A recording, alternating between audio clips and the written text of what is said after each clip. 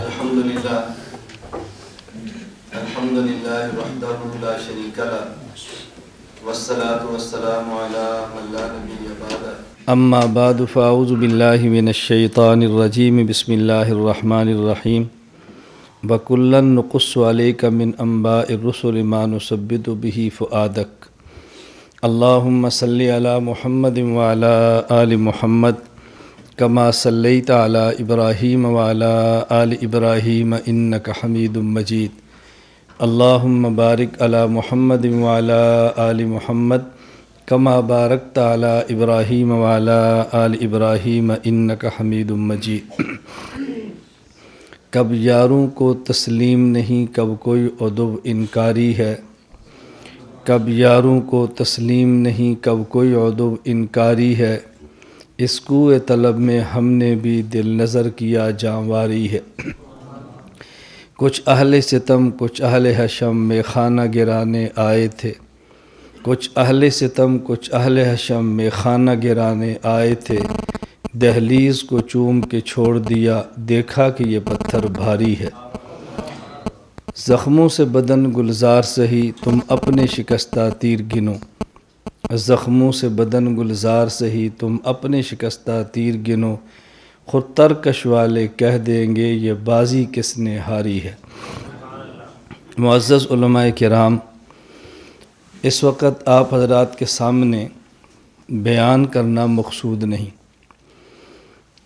حضرت مولانا سمیع الحق شہید نور اللہ مرقدہ، اللہ ان کی قبر پر اربوں رحمت نازل فرمائے۔ ان کی خدمات کا تذکرہ مجھ سے قبل تفصیل کے ساتھ متعدد علماء کرام نے فرمایا ہے۔ ہماری خواہش صرف یہ تھی کہ حضرت کے کارناموں کا ذکر کیا جائے، خدمات کا ذکر کیا جائے اور اپنے اکابر کو اپنے بچوں کے سامنے بیان کیا جائے۔ اللہ رب العزت نے قرآن کریم میں ارشاد فرمایا وَكُلًّا نُقُصُّ عَلَيْكَ مِنْ أَنْبَاءِ الرُّسُلِ مَا نُثَبِّتُ بِهِ فُؤَادَكَ۔ اے میرے پیغمبر، ہم آپ کے سامنے گزشتہ انبیاء کے واقعات بیان کرتے ہیں، کیوں؟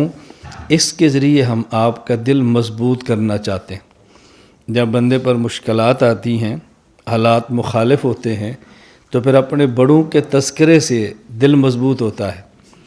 اب ہم اگر نبیوں کے واقعات بیان کریں تو بندے کہہ سکتے ہیں وہ تو معصوم تھے، ان پر تو جبریل اترتا تھا، ان پر تو وحی آتی تھی، ہم لوگ تو یہ کام نہیں کر سکتے۔ اس لیے معصوم کا دل مضبوط کرنے کے لیے معصومین کا تذکرہ ہوتا ہے، اور غیر معصوم کے دل کو مضبوط کرنے کے لیے غیر معصوم کا تذکرہ ہوتا ہے۔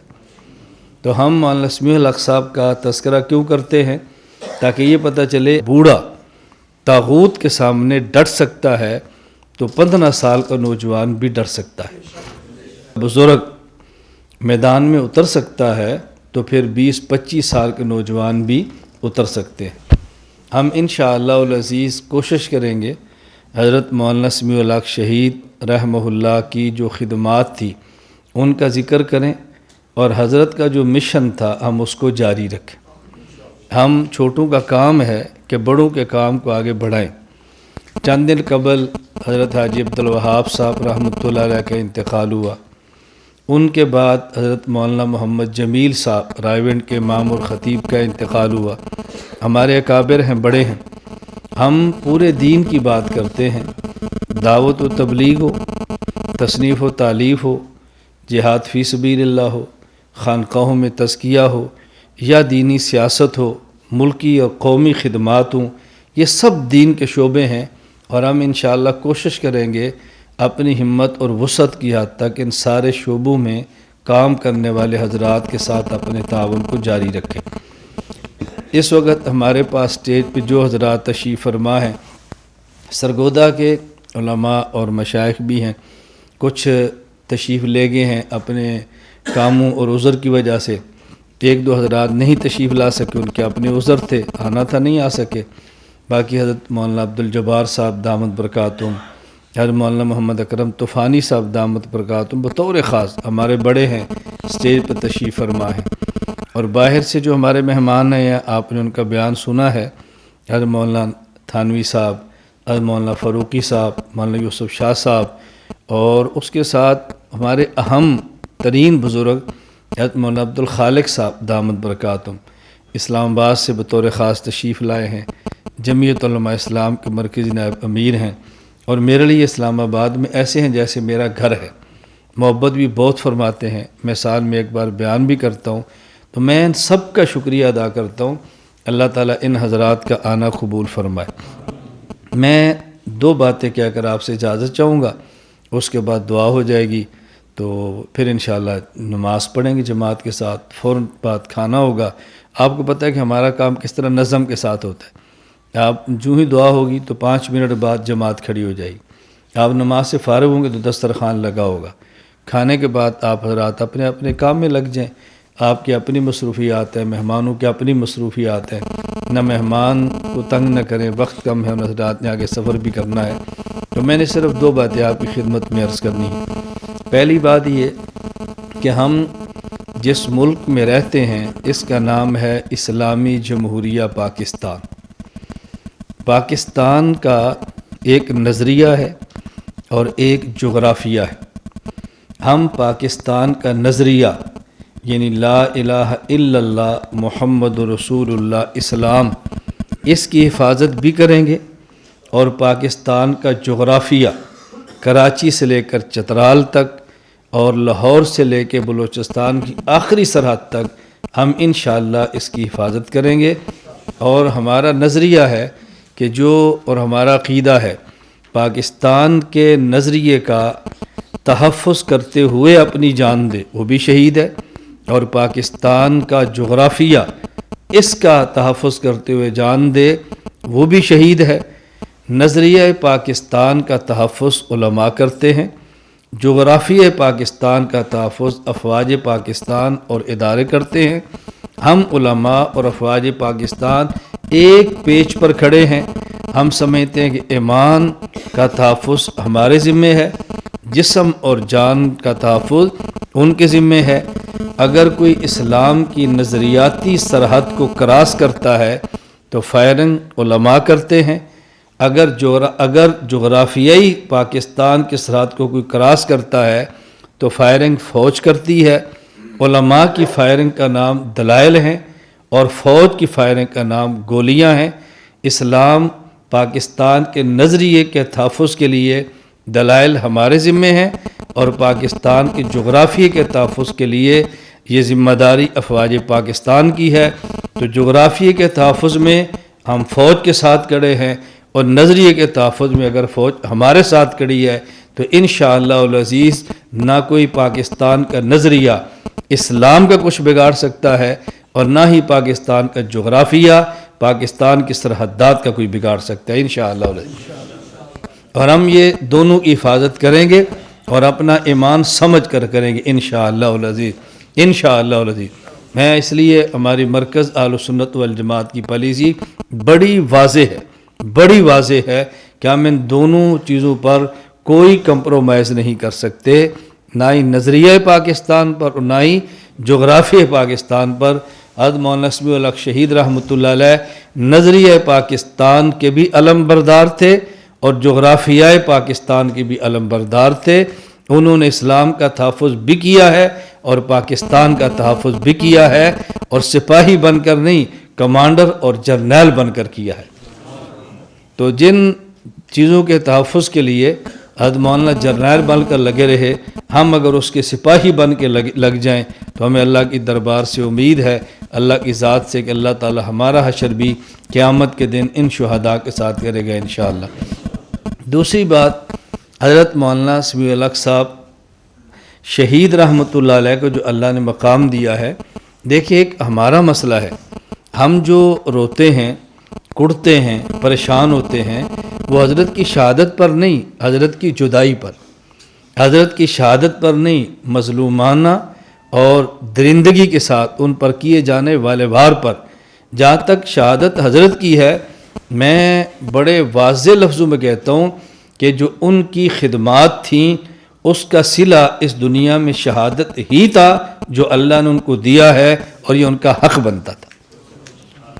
یہ شہادت کے نظریے کو جو سمجھتا ہے نا، میری اس بات کو وہی سمجھ سکتا ہے، نظریے شہادت کو نہ سمجھنے والا ان باتوں کو نہیں سمجھ سکتا۔ کائنات میں سب سے بڑی ذات اللہ کی ذات کے بعد رسول اللہ صلی اللہ علیہ وسلم کی ہے، اور اللہ کے نبی کیا فرماتے ہیں؟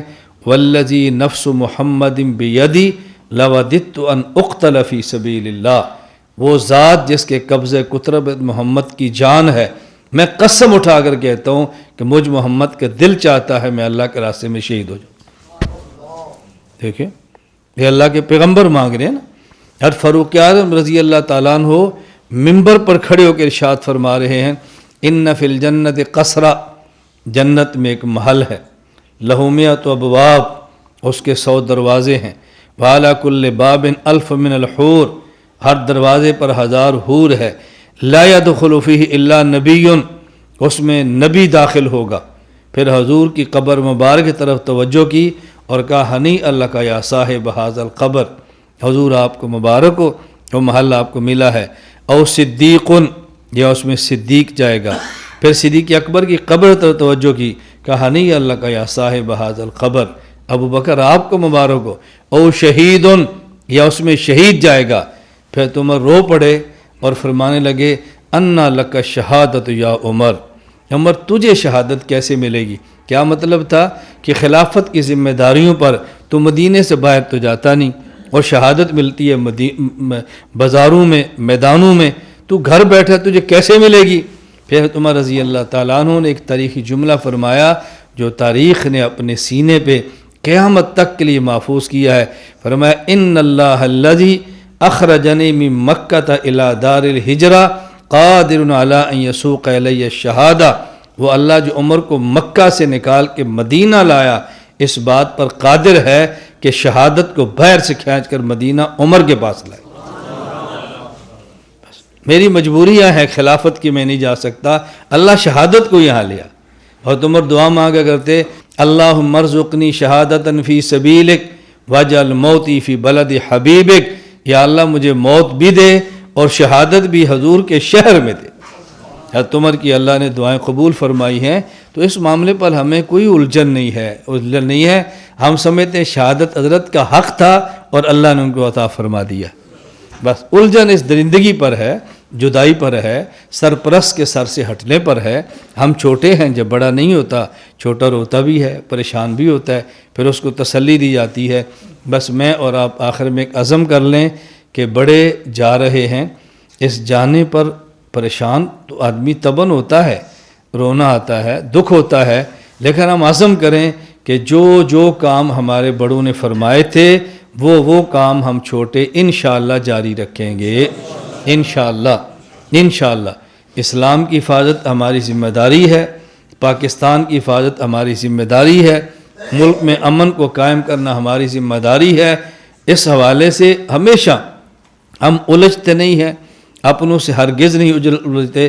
پاکستان میں رہنے والا جو پاکستانی ہے وہ بطور قوم کے ہمارا فرد ہے، ہم اس سے لڑتے نہیں ہیں، جھگڑتے نہیں ہیں، اور ہم ہر بات کو جو ہمارے اسلام کے خلاف ہو ہم اس کو قانون کے دائرے میں رہ کر حل کرتے ہیں، پاکستان کی عدالت کے کٹہرے میں کھڑا کرتے ہیں، آئین کے اندر رہ کر۔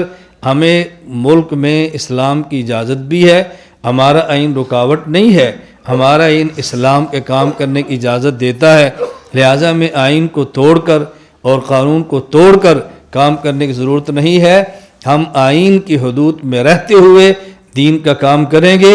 اور اپنا یہ ذہن بنا لو، میں بار بار یہ بات کہتا ہوں، یہ 2 جملے رٹ لو، ہم اسلام کو چھوڑیں گے نہیں اور قانون کو توڑیں گے نہیں۔ اسلام کو چھوڑنے سے جہنم ملتی ہے اور قانون کو توڑنے سے جیل ملتی ہے۔ ہم چاہتے ہیں ہم سے تعلق رکھنے والے جیل سے بھی بچ جائیں اور جہنم سے بھی بچ جائیں، یہاں آزاد رہیں اور موت کے بعد سیدھا اپنے شہداء کے پاس جنت الفردوس میں جائیں۔ پھر اس کا اہتمام کریں گے نا بھی انشاءاللہ۔ بس آپس میں لڑنا، جھگڑنا، ٹکرانا یہ مناسب نہیں ہے۔ دین پر کام کرنے والوں کی لڑائیاں تب ہوتی ہیں جب مذہب کو مذہب پر مسلط کریں تو پھر لڑائی ہوتی ہے۔ نمبر 2، جب مذہب کو اسٹیٹ سے لڑائیں تب لڑائی ہوتی ہے۔ ہم اپنے مسلک پر پکے ہیں لیکن اپنے مسلک کو دوسرے مسلک پر مسلط بھی نہیں کرتے، تاکہ مسلک سے لڑائی نہ ہو، اور اپنے مسلک کو اسٹیٹ سے بھی نہیں ٹکراتے تاکہ مسلک کی اسٹیٹ سے بھی لڑائی نہ ہو۔ ہم کہتے ہیں ہر بندہ اپنے مسلک پہ رہتے ہوئے اپنے مسلک کی حدود میں قائم کرے، اور قانون کے دائرے میں رہ کر ہم ملک کا کام کریں گے تو مسلک سے نہیں لڑے گا، اور مسلک ملک اور سٹیٹ سے بھی نہیں لڑے گا۔ ہم نے پرامن رکھنا ہے اور پرامن رہنا ہے، اور دین کی خدمت ہر حال میں ہم نے کرنی ہے اور کرتے رہیں گے انشاءاللہ۔ شہداء نے پکارا ہے تم کو فردوس کے بالا خانوں سے، ہم راہ وفا میں کٹ آئے تمہیں پیار ابھی تک جانوں سے۔ شہداء نے پکارا ہے تم کو فردوس کے بالا خانوں سے، ہم راہ وفا میں کٹ آئے تمہیں پیار ابھی تک جانوں سے۔ اس جذبہ گل بوسی میں کچھ کانٹے بھی چبھ جاتے ہیں، اپنوں کے نشتر سہ لینا ٹکرانا فقط بیگانوں سے۔